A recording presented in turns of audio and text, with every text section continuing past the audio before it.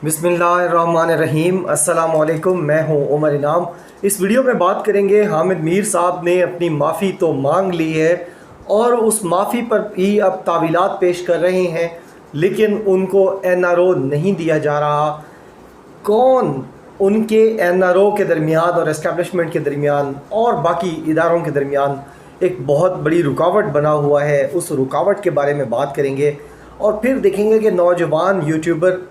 मुझे ये लगता है कि जितने यूट्यूबर्स इस वक्त करंट अफेयर्स पे बात कर रहे हैं, पॉलिटिक्स पे बात कर रहे हैं, फॉरेन अफेयर्स पे बात कर रहे हैं, या सिक्योरिटी अफेयर्स पे, इकनॉमिक्स पे, टूरिज़म पे, जितने भी इस वक्त यूट्यूबर्स हैं, शायद उनमें सबसे कम उम्र मखदूम शहाबुद्दीन है, जिसको इस वक्त सबसे ख़तरनाक धमकियाँ दी जा रही हैं। और ना सिर्फ धमकियाँ दी जा रही हैं, बल्कि उनकी यूनिवर्सिटी और उनके मुल्क जहाँ वो इस वक्त मुकीम है, वहाँ उनको धमकाया जा रहा है, पुलिस को इत्तला की जा रही है।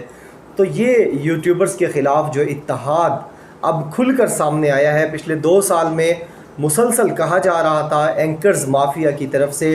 कि हम इन यूट्यूबर्स को नहीं छोड़ेंगे, इनको हम सलाखों के पीछे लेके जाएंगे, इनको हम अदालतों में लेके जाएंगे।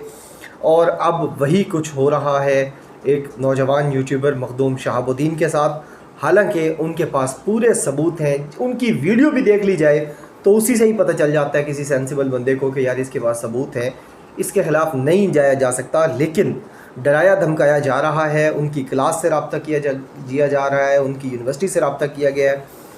ये जो है नहायत तकलीफ़ देह है। हामिद मीर साहब ने, आपको याद है अभी 10 दिन गुज़रे हैं, बहुत बड़ी भड़कें मारी थी। इधर इस्लामाबाद के प्रेस क्लब के बाहर खड़े होकर उन्होंने कहा था कि तुम बुज़दिल हो, तुम बेगैरत हो, तुम कमीने हो,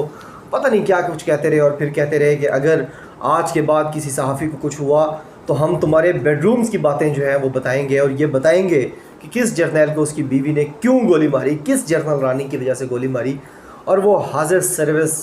जर्नैलों के ख़िलाफ़ जिस तरीके से उन्होंने बात की, और उसके बाद उनको ऑफेयर किया गया। मैंने उस वक्त भी क्लियरली कहा, जब बहुत ज़्यादा सेलिब्रेट किया जा रहा था हमारे कुछ दोस्तों की तरफ से, कि देखें जी ये अनप्रेसिडेंटेड है, इसकी मिसाल नहीं मिलती। हामिद मीर को निकाल बाहर किया है इस्टेब्लिशमेंट ने, कल उनके ख़िलाफ़ बोला है, आज बाहर चला गया। तो मैंने उस वक्त भी कहा था कि ये फेस सेविंग है, ये सिर्फ जो आग जलाई है हामिद मीर ने, उसको ठंडा करने की कोशिश की जा रही है हामिद मीर को ऑफेयर करके। और जैसे ही ये आग ठंडी हो जाएगी, लोग भूल जाएंगे कि हामिद मीर ने किस इदारे के ख़िलाफ़ कितनी संगीन बातें की थी। तो हामिद मीर साहब को दोबारा इदारे पर ला के बिठा दिया जाएगा। और वही हुआ, बाद में उनकी सुलह हो गई मीर शकील के साथ और सारे मामला तय हो गए। फिर उनकी तरफ से एक माफ़ी नामा सामने आया, और उस माफ़ी नामे के ज़रिए एक्सपेक्ट ये किया जा रहा था, जब वो माफ़ी नामा भेजने वालों ने, मंजर आम पर लाने वालों को ये लग रहा था, और जो शहर इक़्तिदार में ये गुफ्तगू भी हो रही थी, कि अब आवाम हामिद मीर के इस माफ़ी नामे को सेलिब्रेट करेगी और कहेगी देखें जी ये गिर गया है, पाँव पकड़ लिए हैं, माफ़ी मांग ली है, लिहाजा माफ़ कर दिया जाए या मामलात को आगे बढ़ाया जाए। लेकिन एक ऐसा अनएक्सपेक्टेड, एक ऐसा रद्द अमल देखने को मिला है जिसकी उम्मीद नहीं की जा रही थी, और वो रद्द अमल है आप सब की तरफ से जो डिजिटल मीडिया यूज़र्स हैं। आपने इतना प्रेशर क्रिएट किया है इस पूरे 10 दिनों में कि अब जिनके ख़िलाफ़ ज़बान दराज़ी की गई थी वो भी चाहें तो माफ़ी नहीं दी जा सकती। वो तो यानी वहाँ तो बहुत ज़्यादा रिश्तेदारियाँ हैं, बहुत ज़्यादा ताल्लुकात हैं, दोस्तियाँ हैं, यानी बहुत सारी चीज़ें उस लेवल पे आ जाती हैं जिनको नहीं आना चाहिए, नहीं आना चाहिए, मैं बार बार कह रहा हूँ, लेकिन आ जाती हैं। लेकिन उस सब के बावजूद आपका ये प्रेशर था, ख़ुसूसन ट्विटर की जो बिरादरी है, यूट्यूब पे जो लोग हैं जो सपोर्ट करते हैं, उनका प्रेशर इतना ज़्यादा है कि हामिद मीर का वो जो ओपन लेटर है, माफ़ी नामा है, NRO की दरख्वास्त है, वो उसको फुलफ़िल नहीं किया जा रहा है, और वो किसी तरफ से अब उसको नहीं माना जा रहा, ना उसको इम्पोर्टेंस दी जा रही है। बल्कि पहले जब ये चलता रहा ट्विटर के ऊपर कि अरेस्ट हामिद मीर, और अब जब उन्होंने ये दरख्वास्त भी कर दी है कि मुझे माफ़ कर दिया जाए, अगर मैंने किसी के जज्बात को मजरूह किया है तो मैं माज़रत ख़्वाह हूँ, मैं माफ़ी चाहता हूँ। उसके बाद पहले ये कहा जा रहा था कि उनको गिरफ़्तार करें, लेकिन अब उससे भी एक और कदम आगे जाकर पाकिस्तानी कम्युनिटी جو پاکستان کے اندر ہے اور جو اوورسیز ہیں وہ یہ کہہ رہے ہیں کہ وی ریجیکٹ اپالوجی، یعنی حامد میر کی جو معذرت ہے ہم وہ قبول نہیں کرتے، اور آپ اور میں یہ کہنے میں حق بجانب ہیں کہ ہم یہ قبول نہیں کرتے، کیوں کہ وہ ادارہ جس کے خلاف یہ زبان درازی کی گئی ہے، غلیظ القابات دیے گئے ہیں جس ادارے کو، وہ آپ کا اور میرا ادارہ ہے۔ وہ صرف ان لوگوں کا ادارہ نہیں ہے جو اس ادارے کے اندر سرو کر رہے ہیں، وہ ان تمام غازیوں اور شہداء کی فیملی کا ادارہ ہے، وہ آپ کا اور میرا ادارہ ہے، اور ہم یہ کہنے میں حق بجانب ہیں، اور یہ ہمیں کہنا چاہیے کہ جس حامد میر تم نے ہمارے جس ادارے کو گالیاں دی تھیں، اب ہم تمہاری معافی قبول نہیں کرتے۔ اور یہ مسلسل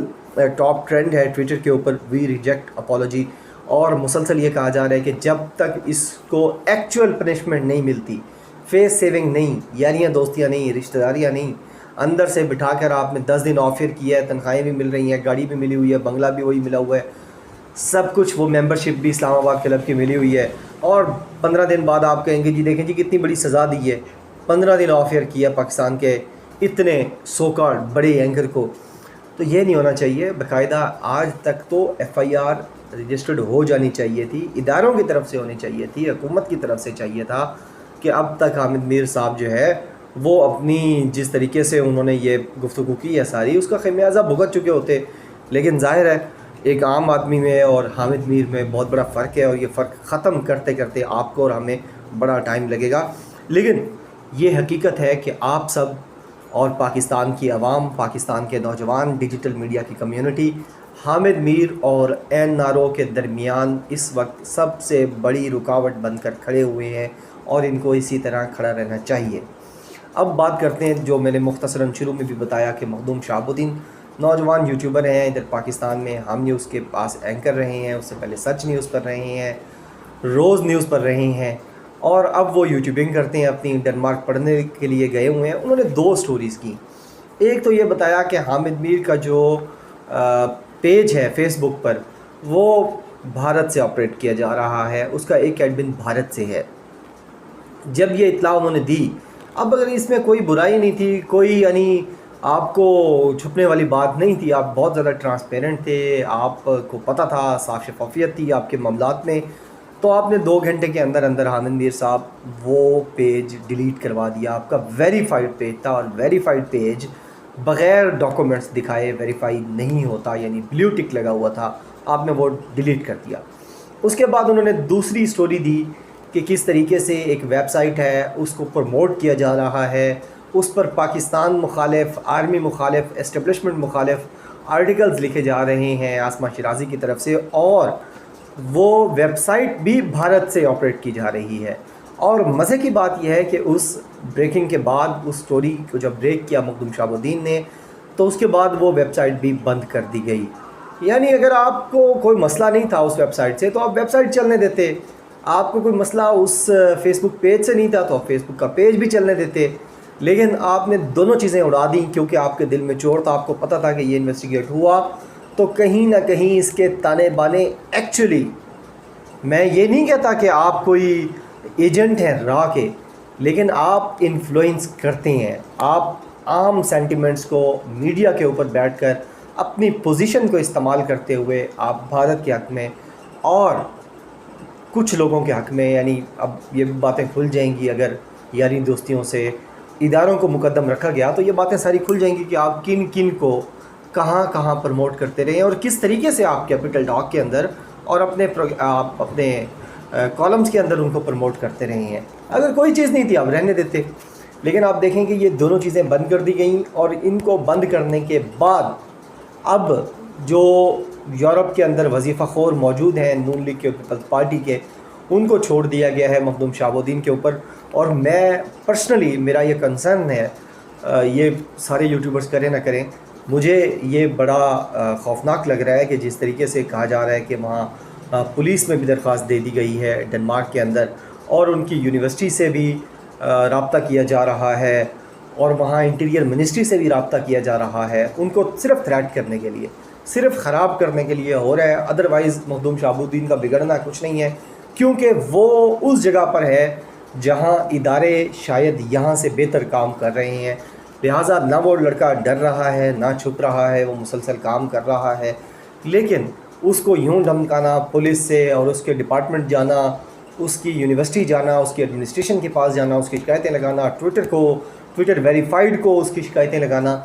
یہ بہت زیادہ اب خطرناک صورتحال اختیار کر رہا ہے۔ اور پھر سب سے بڑھ کر اس کی ٹرولنگ کرنا، یہ ساری زندگی یہ سارے لوگ کہتے رہے ہیں، یہ جو بدبودار گندے غلیظ وظیفہ خور صحافی ہیں، یہ ساری زندگی کھائی قبیلے کے لوگ، کھائی قبیلہ یعنی کھانے والا،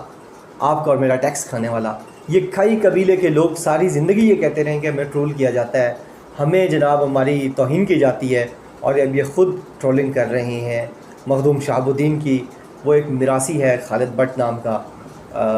سرٹیفائیڈ میراثی، وہ اپنے آپ کو کہتا بھی ہے، اس نے کوئی انتہائی غلیظ بلو دا بیلٹ گندی زبان استعمال کرتے ہوئے مخدوم شہاب الدین کے خلاف ویڈیو بنائی۔ اور اس کے علاوہ بھی یہ سارے اب حامد میر اور عاصمہ شیرازی ٹاپ پر ہیں جو ٹرولنگ کر رہے ہیں، اس کو شتونگڑا کہا جا رہا ہے، اس کو نوجوان کہا جا رہا ہے، اس کو نومولود کہا جا رہا ہے، اور مزے کی بات یہ ہے کہ اس نومولود نے آپ کے پاؤں اکھیڑ دی ہیں اور آپ کو آپ کی اوقات بتا دی ہے۔ یہ دو سٹوریز تھیں، یہ دل کا غم بھی ہوتا ہے آپ کے ساتھ جو گفتگو ہوتی ہے۔ امید ہے آپ کو ویڈیو پسند آئی ہوگی، مجھے اپنی دعاؤں میں یاد رکھا کیجیے۔ بہت شکریہ، اللہ حافظ، پاکستان زندہ باد۔